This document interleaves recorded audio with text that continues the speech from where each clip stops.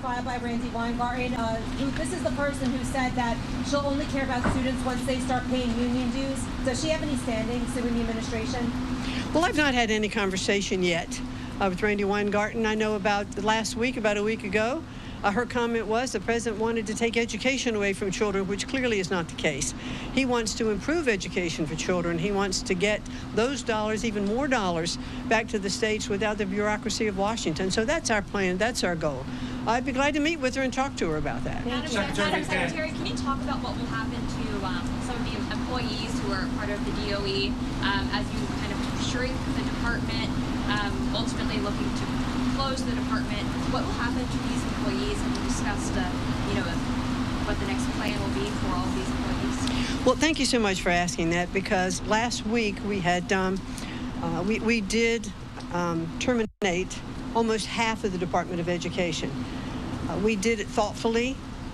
We looked to see where duplication was in the departments. We wanted to make sure that we were just cutting fat from the bureaucracy, the inward-facing things, not the outward-facing servicing that we do to students and to states. So we did it very carefully. We wanted to make sure that we complied by the law. But they had those that were terminated will get 3 months of full pay and benefits, and after that, under the rules of civil service, they also will get severance package, which is very much more generous than it would be in the private sector. And then also there's accrued sick leave and unused leave that they will also get paid for. So, you'd like to provide as soft an off-ramp as you can, because after all, it's not easy, and I've done it in the private sector too. It's really not easy to terminate people. Secretary, President Donald Trump wants to send education back to the states. Education originally, it begins in the home with the nuclear family, and the nuclear family in this country has been decimated. We got a fatherless crisis going on in this country. Far too many kids are growing up without a father, and all the statistics show that kids that grow up with a father in the home do far better in education. So I think if we can strengthen our nuclear families again in this country, that would really help the Department of Education or the education in this country. Well, unfortunately, I can't do anything about reestablishing the nuclear family. I would hope that we would see more of that happen, because statistics really do support exactly what you've said. Nuclear families are key, and when you have parental involvement in children's education and how they're growing up, we see those results.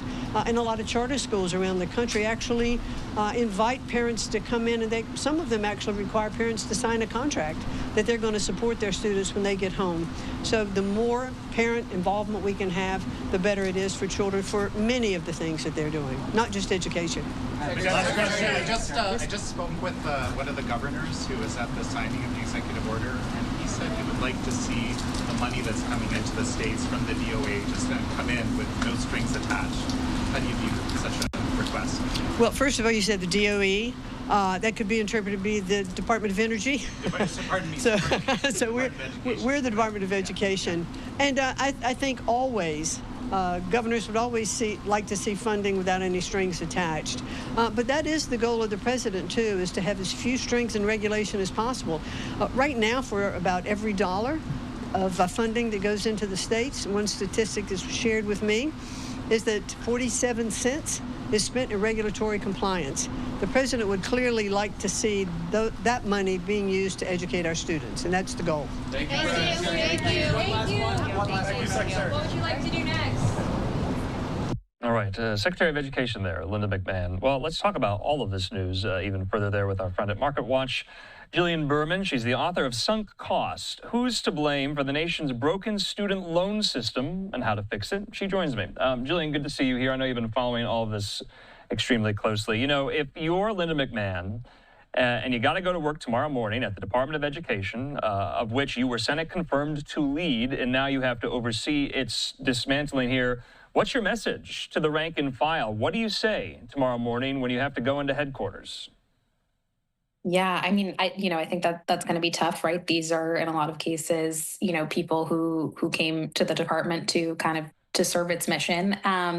But already, as Secretary McMahon mentioned, in the clip we saw previously, the staff has been cut significantly. So, she's kind of already messaged that this is what they're trying to do, that, that they're part of a final mission, if you will. And so, I assume that she'll probably continue with that rhetoric as well.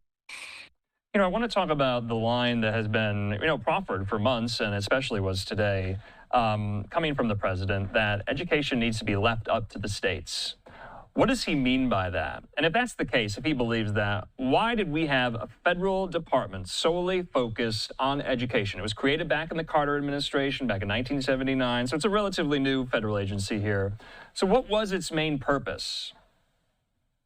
Yeah, so, I think the returning education back to the states has really been sort of a rallying cry, right, of this movement over decades, even, basically since the department was founded, to get rid of it. And, what it means is that I think a lot of parents and families want the people who are making decisions about their children's education to be as close to the children as possible.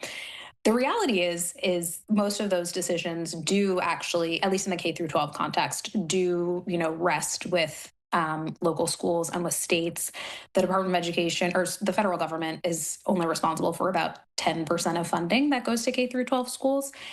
So, when you think about why they originally established the department and the goal there, it was kind of to help facilitate getting that money out the door to states and schools, and to implement goals set by Congress around what that money was supposed to do. Jillian, to your point, federal agencies largely are funding vehicles to trickle down to, state and local jurisdictions here. Let's talk about something you know a lot about here. The Education Department is one of the main funding vehicles for the allocation, facilitation, disbursement of student loans. If there's no more Department of Education, who takes over that authority? That's a good question. So, there have been some different ideas floated. I think the one that comes up most often is that you kind of transfer the function of student loan disbursement and servicing to the Treasury Department. We'd had President Trump a couple weeks ago mention maybe sending that function to SBA or the Commerce Department.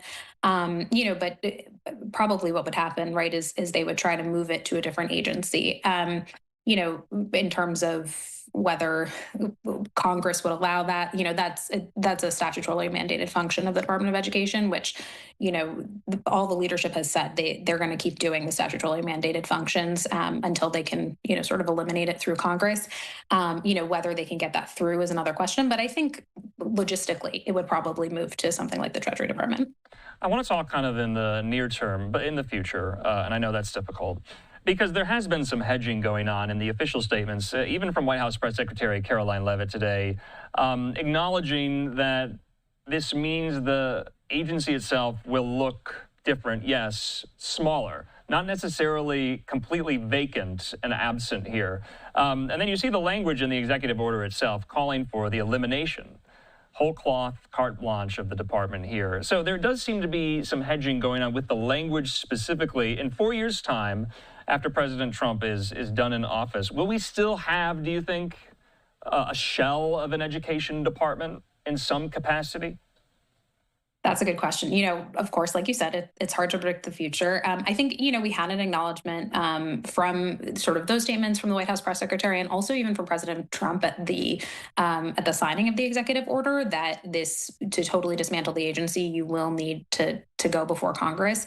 And it's going to require some Democrats to sign on. So it's difficult to imagine that would happen and that Democrats would sign on to dismantling the agency. But already with the staff cuts, advocates for students and student loan borrowers, have sort of already expressed concern that some of the functions that originally were, part of the department aren't getting done, or they don't have the staff to do that. So I think we already do see, a shell of the old department, and yeah, maybe in 4 years it'll be even smaller. Let's kind of go out into, states and cities and school districts and get a pulse of what are they saying?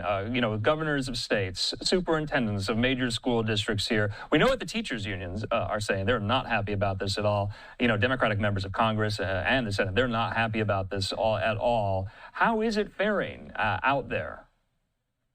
Yeah, so I haven't spoken since the announcement, right, to sort of to people in schools and in the communities, but I imagine you'd get probably a mixed review, right? Obviously, the sort of push to dismantle the agency, that's been going for a long time and has been a rallying cry of certain student and parent communities. We saw Secretary McMahon mention governors.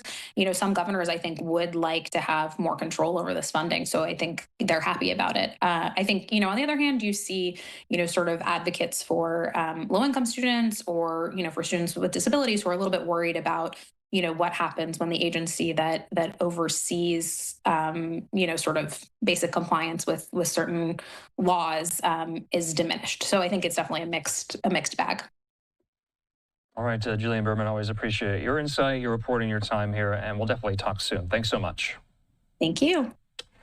All right, in the meantime here, I just want to kind of throw up for you on our screen some of the reactions coming in on social media, especially from those who were in attendance today at the signing of the executive order, including many of these Republican state governors, like Ohio Governor Mike DeWine, also Texas Governor Greg Abbott here. DeWine saying this, take a look at this statement, saying, "Today, I joined President Trump and several fellow governors at the White House in support of the president's proposal to return education back to the states, saying every student, family, and community is different. In Ohio, we've achieved great results by focusing on our administration's priorities like improving literacy achievement, ensuring all students have pathways to thrive in our workforce, and more." He says now it's time to take the next step. Governor Greg Abbott as well of Texas posting this photo on social media, joined with so many others there in Washington today, saying at the White House right now, headed to see President Trump return control of education back to the states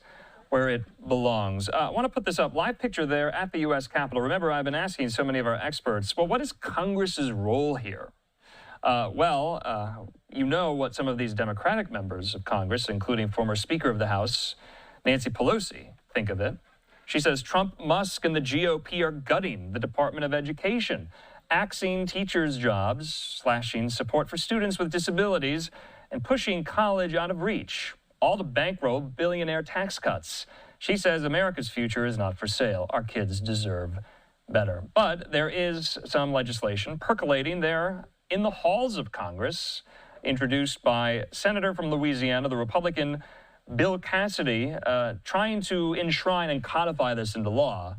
Lillian Juarez, reporter there on Capitol Hill, notes Cassidy says he will introduce legislation to get rid of the Education Department following Trump's EO, saying since the department can only be shut down with congressional approval, I will support the president's goals by submitting legislation to accomplish this, as follows, and goes on from there. So it does seem like some of these congressional efforts are afoot because there is, like I said, and you've heard, there is some role here for Congress, a big one at that. Senator Cassidy saying, I agree with President Trump that the Department of Education has failed its mission. Since the department can only be shut down with congressional approval, I will support the president's goals by submitting legislation to accomplish this as soon as possible.